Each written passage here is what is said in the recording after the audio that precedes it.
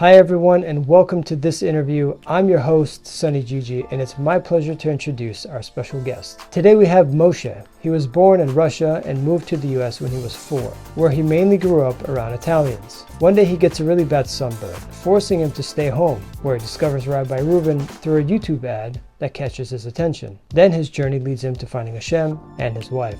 We're very excited to have him here with us today to share his journey and experience. So without further ado, let's get into it.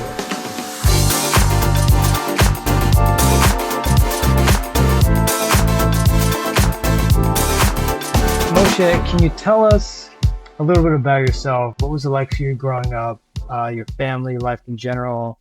You know, kind of like what's your story at this point in your life? So I moved to this country from Russia when I was 4. We were sponsored by Jews to come here. At that time, it was like in '89. And I went to yeshiva till about 3rd grade. And like most people from my country who were coming here or immigrating, Jews specifically, we grew up very secular, non-religious. 3rd grade, from kindergarten to 3rd, we were just doing what the sponsors told us. And then once everything got settled, then, we kind of moved out and went to public school. And then pretty much that's been my whole life. So, from that point on, I grew up actually I was part of up until bar mitzvah, I was raised in like one part of New York in Brooklyn. I had a lot of Jewish friends, Russian Jews, Jewish friends, even American Jews who were not religious, went to public school with me. And then when I became bar mitzvah, I moved to a very non-religious, non-Jewish town in Staten Island. And I grew up with all Italians at that point. I had one best friend who was Jewish, and then the rest I grew up with. They were all like my close-knit friends that I grew up with. And that was my life pretty much till I did tshuva, and which was a couple of years ago. So, I'm 38 now. And that's that. And, my family, B'ezrat HaShem, one day they'll catch up to where I am, and do tshuva. But I think I'm the first and only one in my family that has done it so far. I don't know what merit I have, wow. But that's that's that, So, growing up also, growing up with Italian people, and, one thing I never understood was, they always made these Jewish jokes at me, always these Jewish jokes.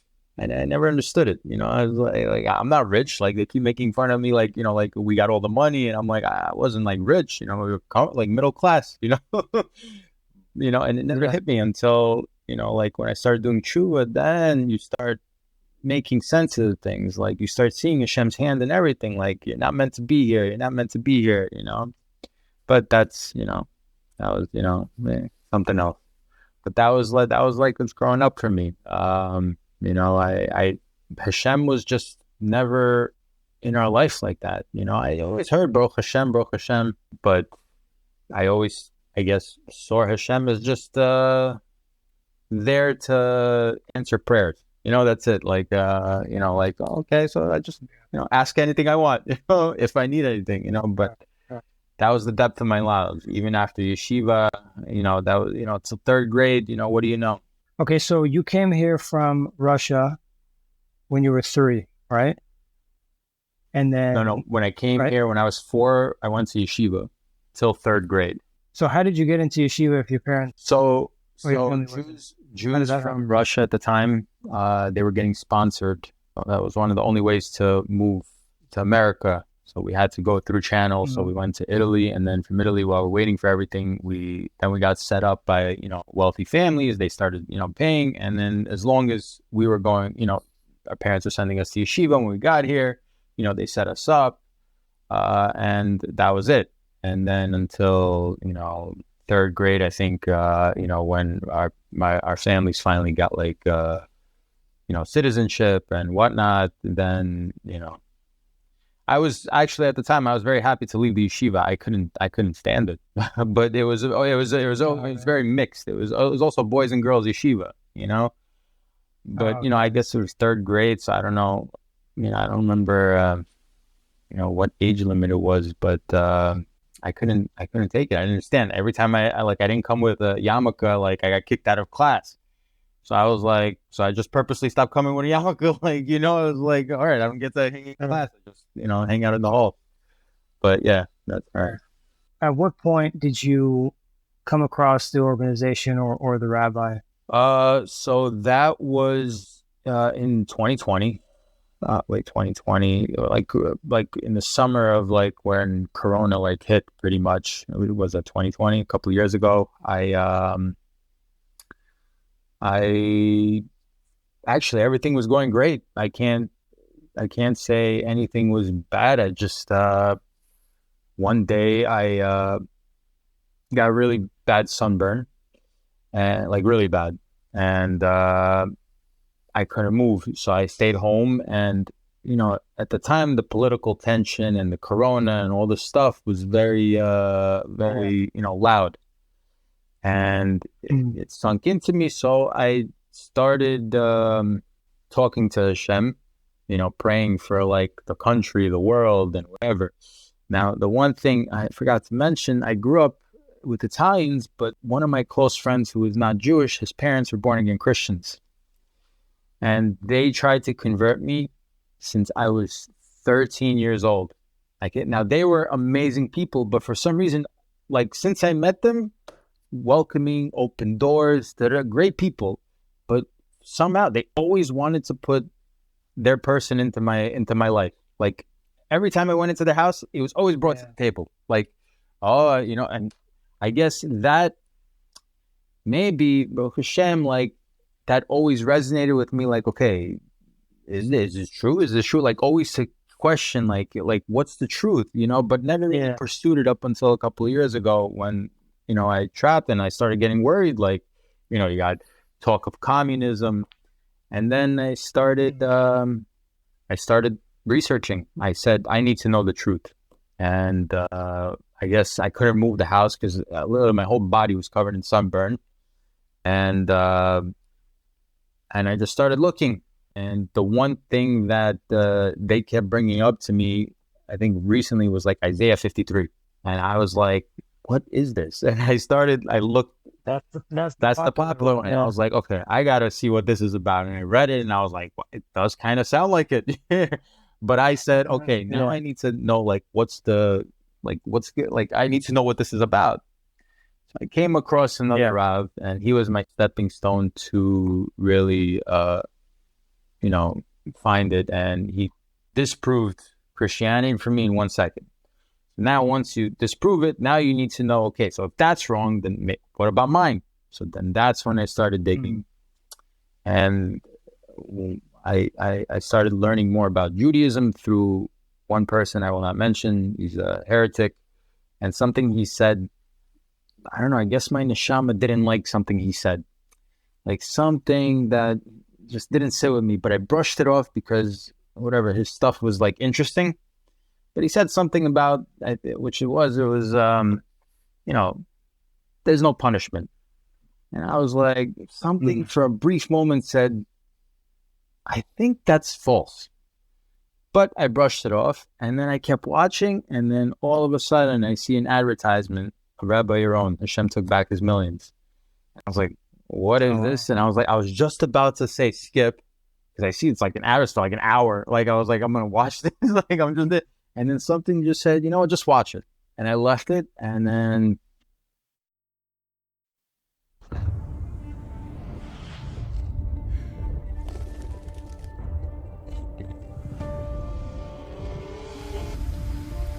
to buy off. The bottom line is that these two companies have a huge opportunity. There are only two companies in an entire sector.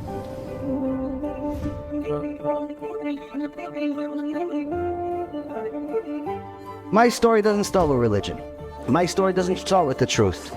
My story starts with Alma de Shikra, the world of lies. God gave, God took, may his name be good.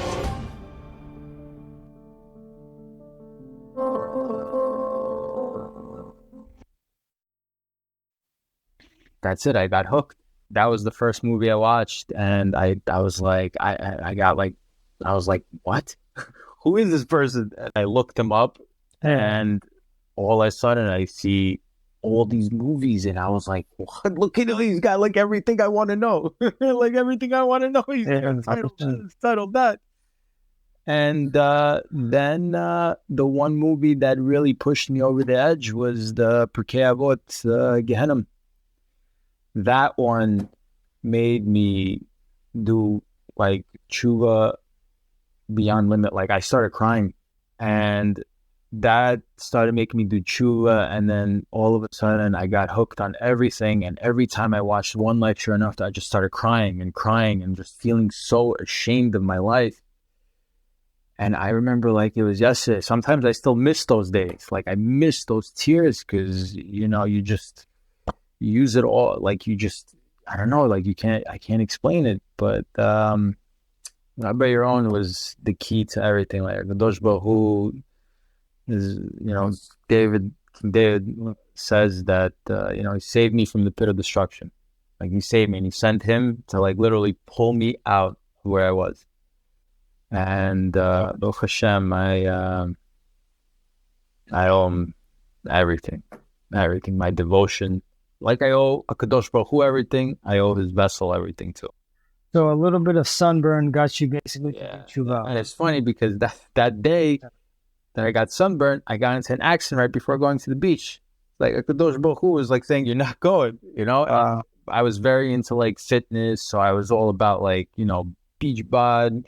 And Hashem really put me in my place. He's like, okay, and I put sunblock. I put sunblock. Like I think it was like 50 sunblock, and I couldn't believe like my whole body was. None of my friends were burned, just me. I was stuck in home for like 2 weeks.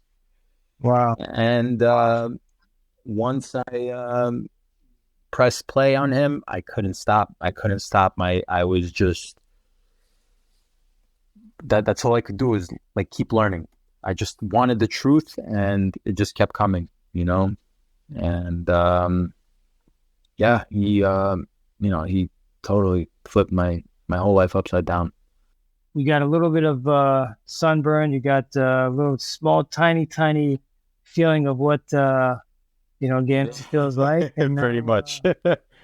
Basically, that's the movie that inspired you to kind of make the big change and take things a little more seriously. Yeah. That was the one. And you heard more of like these other kind of rabbis, or that was the only one that you kind of stuck to listen to before you found Rabbi? When I found Rabbi Reuven, he brought up Rabbi Mizrahi. And when I lived in Canada at one point in my 20s, and there was a lot of Israelis there who were like religious. At that point, they got me hooked a little bit, and I started like being kosher, like, you know, like all right, like I'll pretend to, you know, like I won't eat pork, you know, I'll keep the high holidays. And I started looking into Judaism then, and I found Rabbi Mizrahi, but I was more listening to only his like mystical lectures. That was the stuff that fascinated me. Yeah, those are. And I think it was and I got hooked. So I said, you know what? Let me get a chumash. Let me find out what my history is about. And I started reading it at that time in my 20s. And I even got like a pair of free tefillin, which turned out not to be kosher because I kept them up until I did tshuva. And I had them checked, and they were so not kosher. And I started putting on tefillin, but never keeping Shabbat.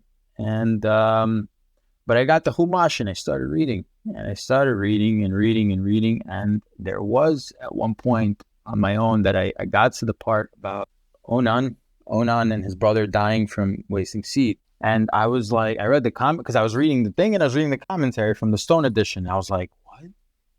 Hashem hates this? I started crying. I was like, I didn't know. Like I was. So I said, you know what? There. It's scary. I was like, I can't believe Hashem. I was like, you know what? For Hashem, I'm going to guard my Brit. I didn't know that this was law. I just said, okay, so, but I didn't know the full details, like guard your eyes, this. Well, I just said, I'm just not going to be with women. I'm not going to do this. I'm just going to do it for Hashem because God, Chas Shalom, I passed away. At least I'd have something to show for it. Right. Believe it or not, it lasted like 8 months, but, I, at some point, it got to the point because, you're not learning. You're just kind of like, you don't have any guidance. So at that point, you forget that it was about HaShem, and you start saying, oh, look at this accomplishment that I did, and whatever, you fall because you don't, like I said, I didn't have a rabbi. I didn't know the rules. I didn't know, like, guard your eyes, this. I just said, it was like kind of more for myself at that point. Yeah. So that was in my 20s. And so Rabbi Mizrahi, then I forgot about him, and then that's it. And until I got reminded by Rabbi Yaron. Rabbi Tovia Singer is the one who disproved the whole Isaiah 53 to me. Once he disproved that, then I just needed to know, okay, I need to know about Judaism, and that's what led me to Rabbi Yaron. And that was, at that point, I couldn't stop. I lecture after lecture, just eating it up. So did you ever get any personal help? Did you ever get in contact with him? Yeah, at the moment I listened to maybe a week after I started blasting all his lectures, and the more I started crying, I didn't know what to do. So I was like, how am I going to reach out to this guy? So I found him on Facebook. I sent him this giant message, and then I see a lecture that he gives a WhatsApp number. I was like, oh, this is where I got to send him the message. And I sent him this long thing, and I'm like, I just so excited to reach out. I needed to know what to do, what's next, how should I do, what to do. So he sent me this questionnaire. Then he responded you have to fill in. I was like, I do, but I don't think they're kosher. He's like, send me a picture. I sent him a picture, and he's like, they're not kosher. I was like, okay, so what do I do? Where do I get it? He's like, which one do you want? I was like, give me the best one you got. I was like, just give me everything. I want to do everything. Just send me everything. So I bought the whole packet. I bought to fill in mezuzahs. I said, give me everything. And he sent me this VIP box, books, and this and that. And I just started keeping Shabbat right away, kosher right away. I didn't care. I just knew that's it. This is it. And then a month and a half goes by, and I'm watching his lectures, and I'm asking questions, and then something's not sitting right.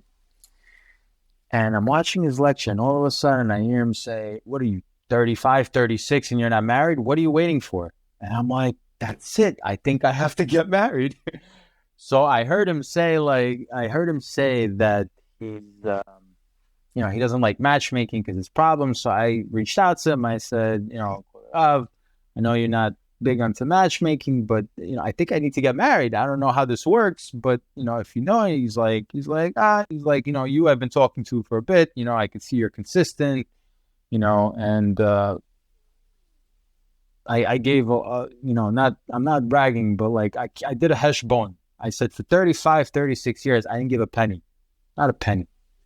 I didn't know my hair about this, not a penny to a Jewish organization, maybe the soldiers. And when I did tshuva and I realized what I did, I gave whatever I could. I mean, I gave pretty much everything that, I don't know, not every penny, but a big chunk that I just said, what? And I think that's why HaShem rewarded me. And I'll tell you how. Rabbi Yaron said, make a resume. So I was like, all right, what's a resume? I was like, send me a sample. So he sent me a sample, and I did one, and I'm not, and he's like, I think I got somebody for you. But when I sent him the resume, I said to him, look, I did this resume, but I don't know grammar. I'm not very good at writing. I could tell that this thing has a bunch of errors, but, I'm sending it, and HaKadosh Baruch Hu is going to make this girl either blind and just not care. So he sends me a resume of somebody, I think is good. And one thing led to another, 1 date, 2 dates, 3 dates, and boom, we met. Our first date was in September, and then we got married in February, the following February. The funny thing is that my wife, she's grammar police. I kid you not, grammar police. So when we spoke about this, and I said, with all your grammar credit, you didn't remember my resume? She's like, no, what do you mean? I looked it over, and I said, this is good. So I said, pull it up. And she couldn't believe the errors. She's like, I can't believe I didn't see this. I'm telling you, this is crazy. And she told me that Rabbi Yaron's known her for 4 years, since childhood, actually, because they grew up in the same neighborhood. He was asking for her resume for 4 years. 4 years. The month that she sent her resume is the month that I did tshuva, which was in August, like full tshuva was like in August. And that was when she sent her resume. And Rabbi, and now we have 2 kids.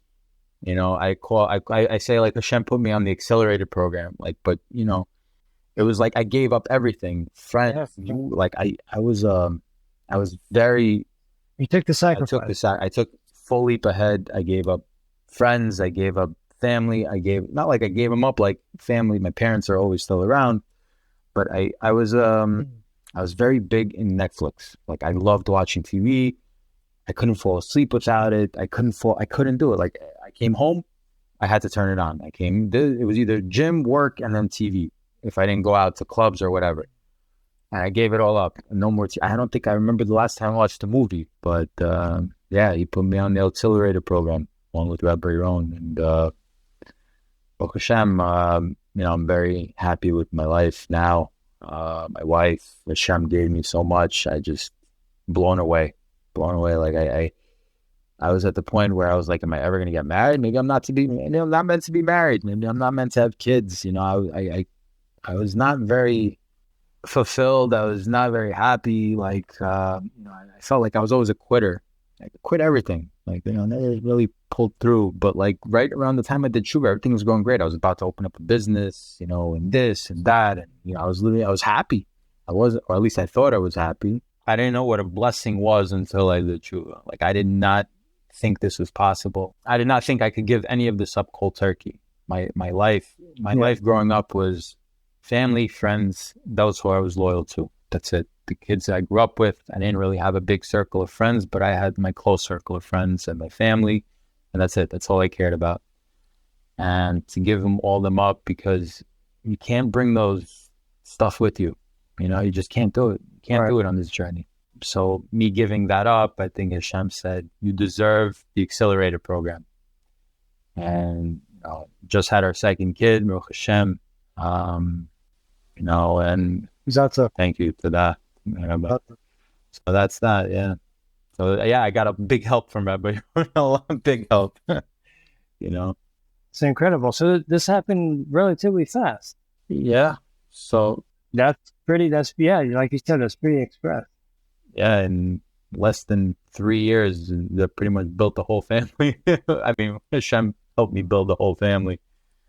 So, and Rabbi Yaron's still a big part of my life, a big part guiding me with hashkafa everywhere I go. Like everything he tells me to do, like every time I need advice, work. Can I ask for a raise? Should I ask for it? Yep, ask for a raise. Boom, done. Okay, got it. It's like you ask for it, and I try not to like, there's certain things that you should be responsible for yourself. He always teaches, like, if it's something like small, like an halacha, like go, you could find out yourself and you try to, and if you can't, then you jump in. But him with the life decisions, it's all about like, should I get a babysitter? Should I not? Yeah. Should I do this? Should I not? And everything's been a blessing. Everything he says has just blessed my life. So there's still a lot of Jews out there. I thought they all moved down here to Florida. Actually, one person I met here, who Rabbi Yaron's he's also a Rabbi Yaron student. He's Talmid. I was davening at one of the shul, and I see in his davening, I think we were at Arvit, and I see Rabbi Yaron's bookmark in his book, and I'm like, oh, how do you know? He's like, Rabbi Yaron? He's like, yeah. And I had, he's like, wait, are you the guy with I had the poster on my car, like on the windshield. Oh, no. And he's like, are you the guy? I was like, yeah. So we started talking, and now I told him, we went up, Jeremy. He's a good kid. He's in yeshiva now, Baruch Hashem. Jeremy, that's a part of the team? Yeah, I think so. I think he does something for Rabbi.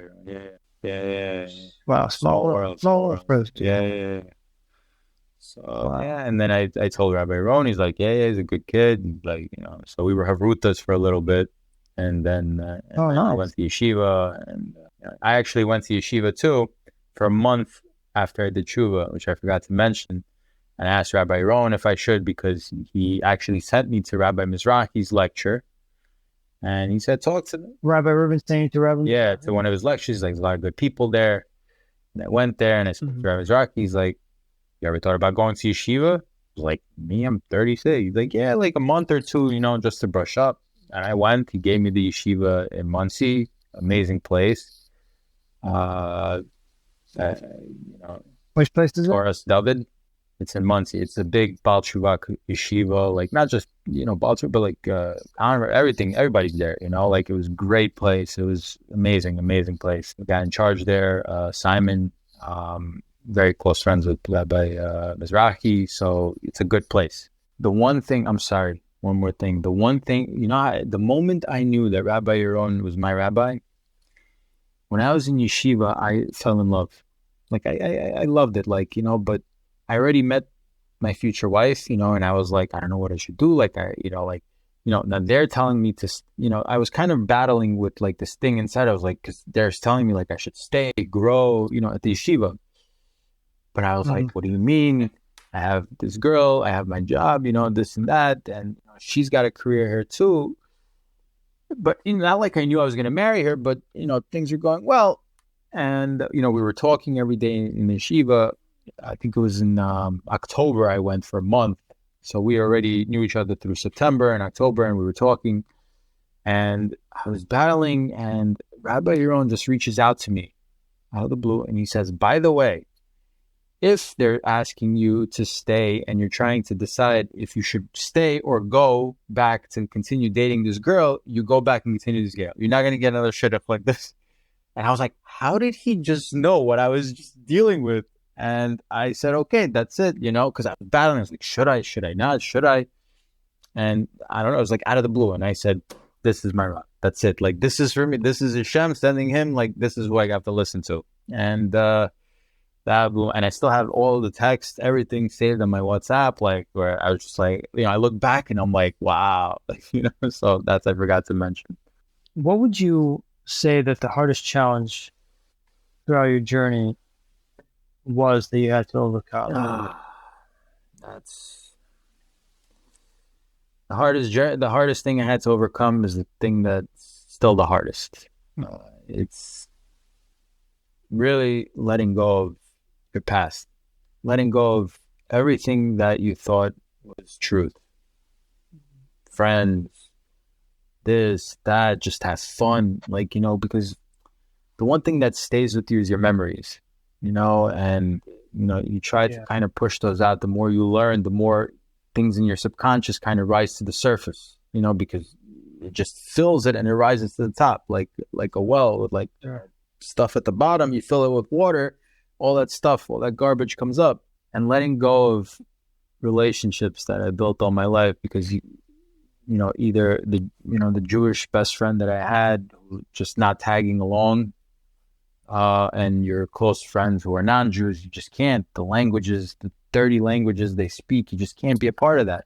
I was friends with all their wives, like they all got married, kids. Like I was like Uncle Mike, that was my secular name. It was like Uncle Mike to all their kids, and letting go of that and just dropping everything cold, which was very unlike me. So that was all siyata d'shmaya, because I wouldn't have been able to do that on my own. I'm not like that can do it cold. HaShem just hardened my heart, like he did to Paro, but only not to destroy me, but to bring me closer to it. Like I felt like nothing can stop me or turn me away.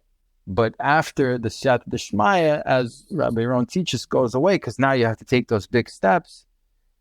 You still, some of the people are still in your life, because your family starts to doing, like you, what about, how can you do this, how you do this? And, you can't also be a part of your whole family anymore.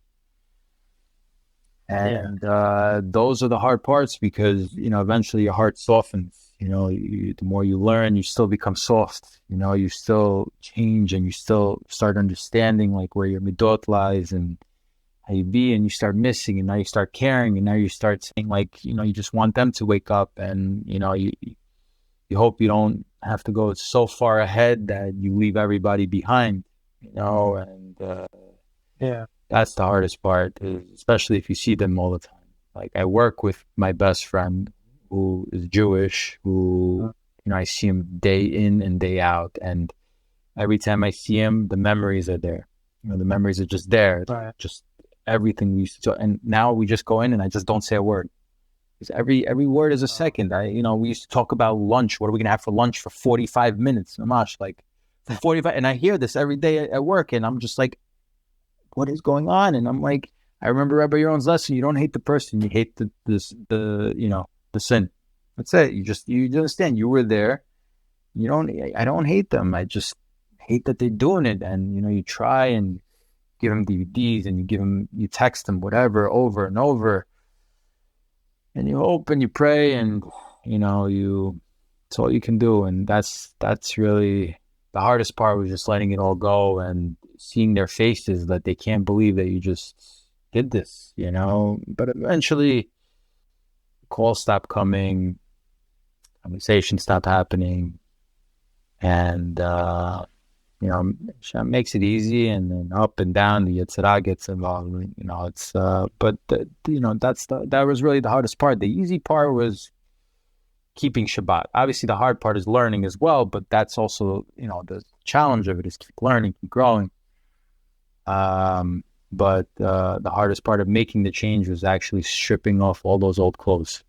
All that old baggage is just, you can't do it. It's either HaShem.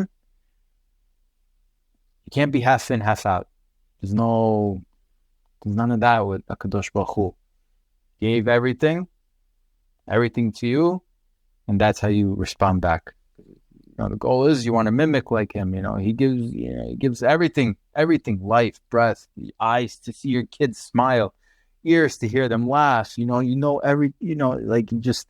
How. And I remember when I did tshuva and I started crying and I said, my whole heart is yours. I just started saying it like I didn't even know the Shema that had it in there. I just started crying. I said, that's it. Everything, all of me is yours.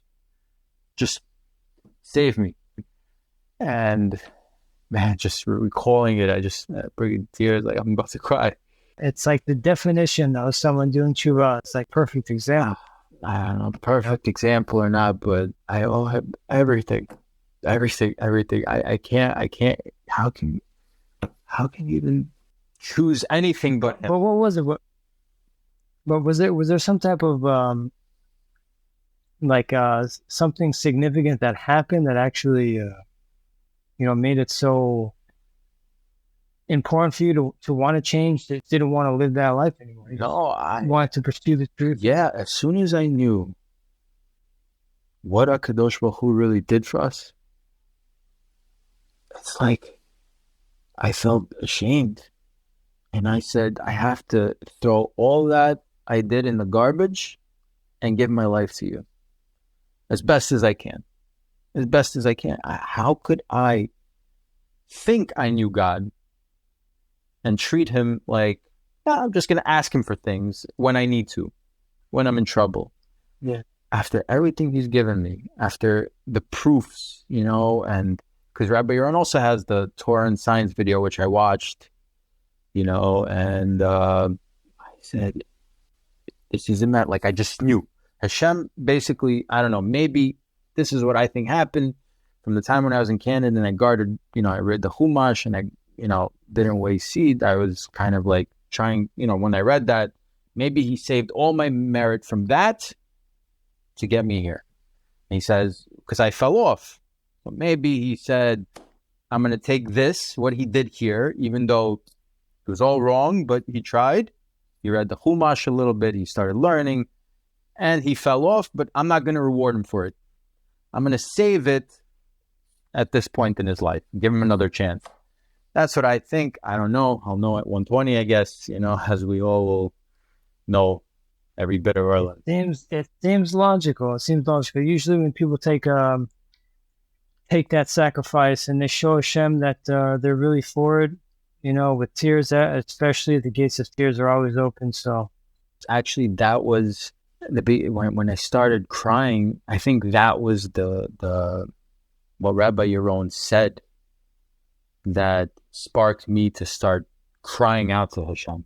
like, I don't know, he said that and he just hit like whole, I just started crying. Like as soon as he said that, I think that's what it was. He said, he had this shore where he said the gates of tears are open.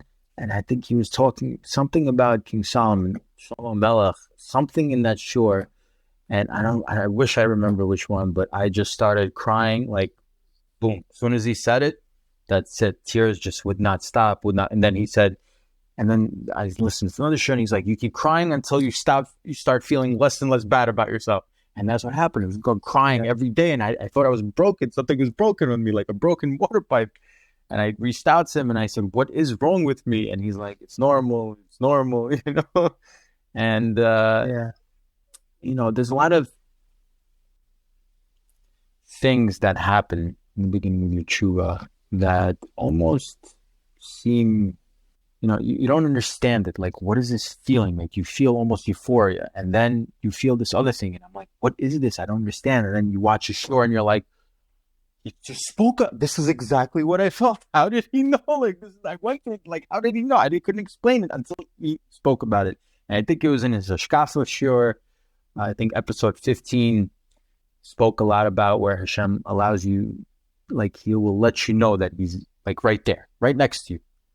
And I was like, I had that feeling. I don't know, maybe that's a little too much for people to hear who don't really, I don't know. But I really felt like Hashem was like right here at times. And I was like, oh my God, he's watching. And I start crying, like at random places in my car, I'm, you know, at work. And I'm like, oh man, I'm crying right now in front of a computer with a background that has mountains. And I'm like, you know, the desktop screen like that. And I'm like, Hashem created this beautiful thing. Like, you know, I think it was the Grand Canyon. I don't know what it was, but I was like, look what Hashem created. I just started crying. And, you know, those are tears that, you know, you still cry, you still have to cry, but, you know, it just, that beginning of the tshuva was, it was like, you just want to do tshuva like that all the time, you know, every day you got to do tshuva, but like that, you know, it just brings chills. It's, yeah, man. But I really hope, you know, somebody gets affected with this, because I'm sure I'm even getting affected by it. It makes me want to do all over again, you know? We have a lot of similar Bezrat Hashem, good. I hope one day I come down. I really do. Like, one thing I started praying from the beginning of my tshuva was like, please bring me to my Rav, I want to go there. And you know, but that was all like, because who are you going to talk to? All you have is your Rav, but like, you know, you don't know the full rules yet, but you know, he's the one who saved you. Like, I mean, he's your vessel, and you just want to go to him, but like, you know, eventually you have to come down and like, okay, he said like, you're welcome here. You know, he said, come, you know, we'll open you with open arms. But like, you know, eventually it's like, okay, I just got excited. I got to really take a deep breath. And then, you know, he's here. He'll be, you know, I could talk to him. I could WhatsApp him. I could, you know, and this and that. And, you know, the first time I actually spoke to him on the phone was when, right before we got married, you know, he wanted to like speak to me and my wife, like on a 3-way call to like, you know, prepare us, you know, and this and that. And, yeah, and so that's it. We look back. All right. So at this point, moving forward, what are some of the goals that you kind of have going on right now? Like, where do you see yourself in 5-10 years? That's a very good question. That question in Judaism is very different than the question out in the world that they ask you on job interviews and things they teach you. Yeah, it's a very different question. You know, because there is no final goal here. You know, in my like every you know, in 10 years, I hope to have another goal. That's okay. I maybe I worked on one midot, and you know, constantly trying to find a way to fix everything that I can possibly fix about myself, work on my weaknesses, work on my strengths to make them stronger. 10 years, honestly, I hope I'm in Florida with my Rav and his Bet Midrash, small, you know, school, Bezrat Hashem, you know, seeing you guys and his whole team and being a part of it and maybe learning to teach. And, you know, I don't know, like the potential in Judaism is unlimited. You know, in Torah, like that's it. It's just, you always want to grow. You always want to get closer to Hashem. And, how can I even say that there's a 10-year goal when my whole life goal is just to continue to go on this path, from here until 120 B'ezrat Hashem. May we all like just run towards him, every year after year, decade after decade, just run. But I would definitely like to be in Florida with you guys. That's being my wife's goal, so. What advice would you give somebody else that also kind of wants to do tshuva, has it on their radar, have some type of spark that they want to do?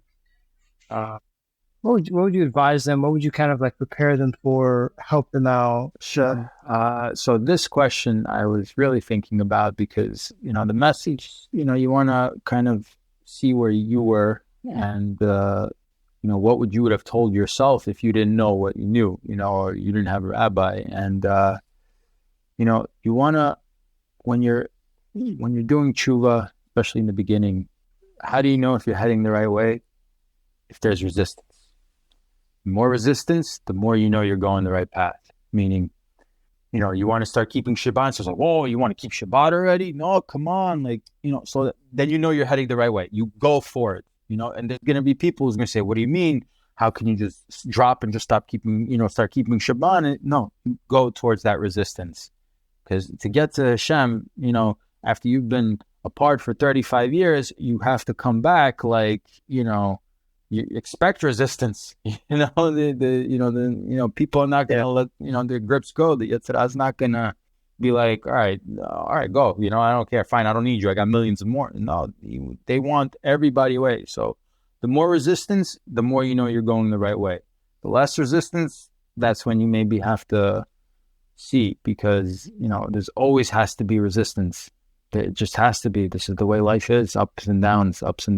And when Hashem, if you feel like you're in la la land all the time and, the tshuva was great, I love it, I decided to keep Shabbat, and I've met people like that, like they just became religious, and I'm like, what do you mean?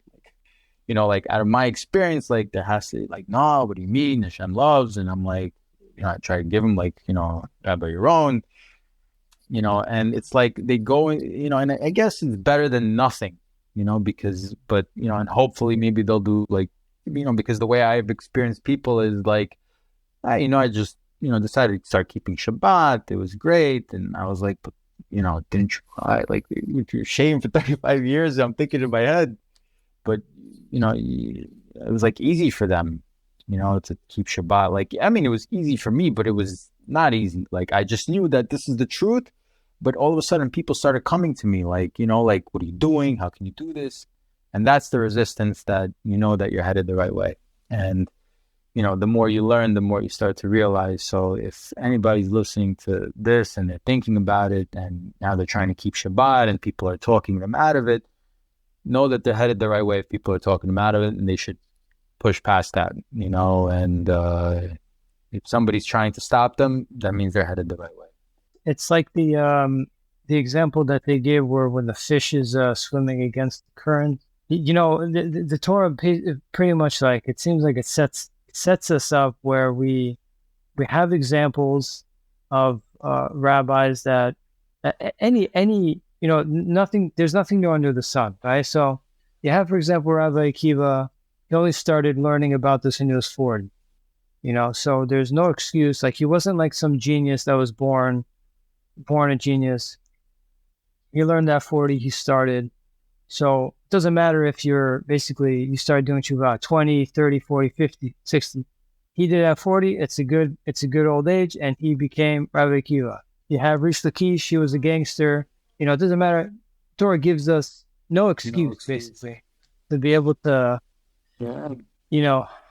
find our way back. You're absolutely right. There cannot be any excuses. There cannot, because they'll just, as Rabbi Yaron says, they'll pull this one at your trial. They'll pull this one at your trial. Right. Oh, you're good looking, this and that. Yosef Tzaddik. Let's see. Are you good looking as him?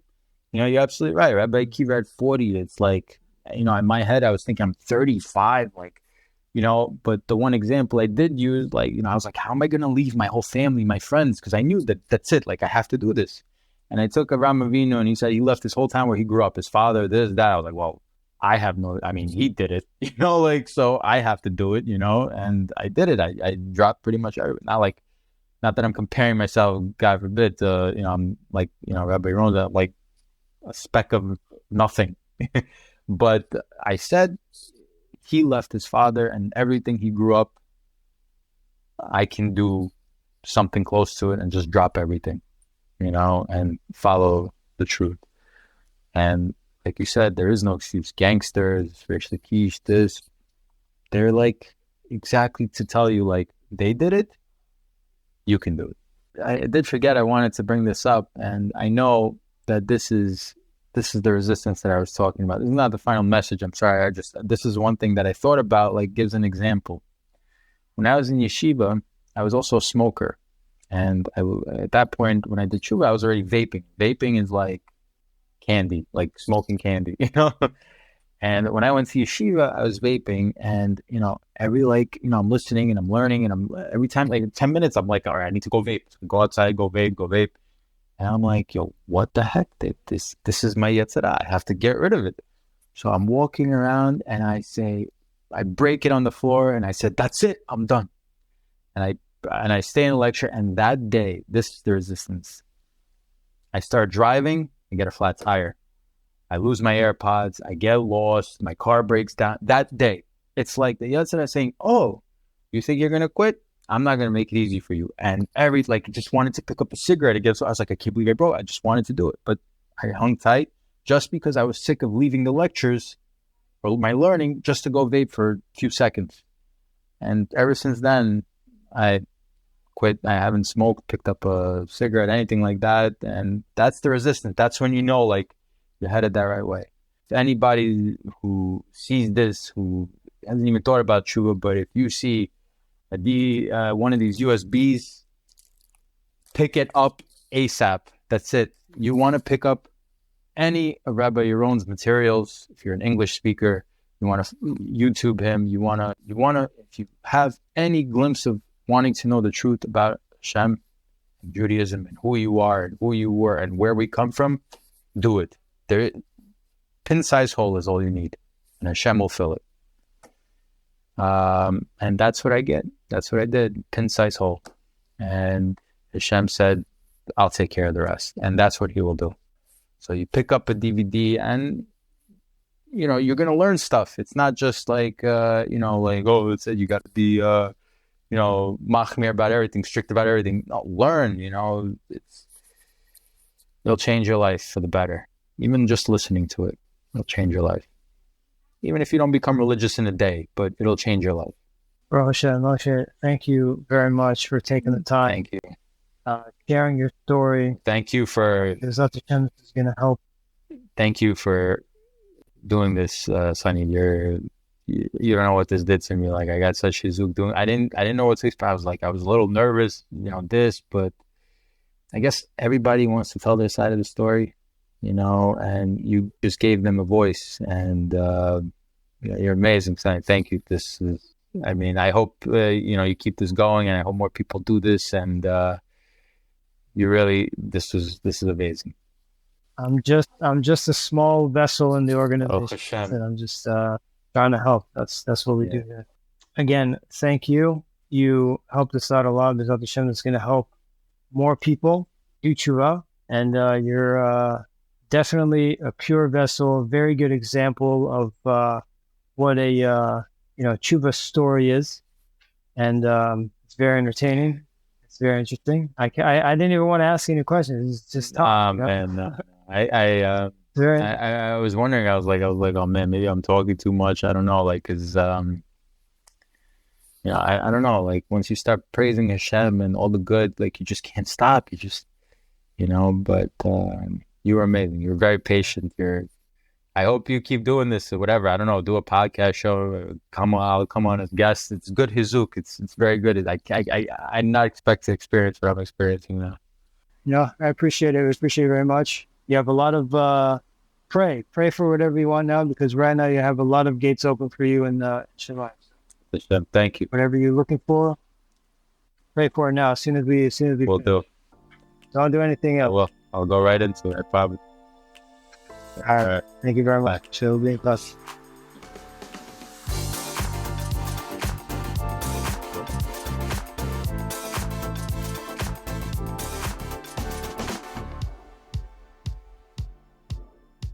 A very special thank you to all our amazing guests who show real Ahavat Yisrael by taking the time out of their busy schedules and sharing their ups and downs with us, all for the sake of Am Yisrael. May HaShem continue to bless you 1,000-fold. If you enjoyed this video, you can find more of these podcasts on our website at www.bezathashem.org. If you're on YouTube, be sure to subscribe to the channel to hear more highly influencing lectures and stories like the one you heard here today. Thank you for watching, and Bezat Hashem, may we all have the merit to return to HaShem.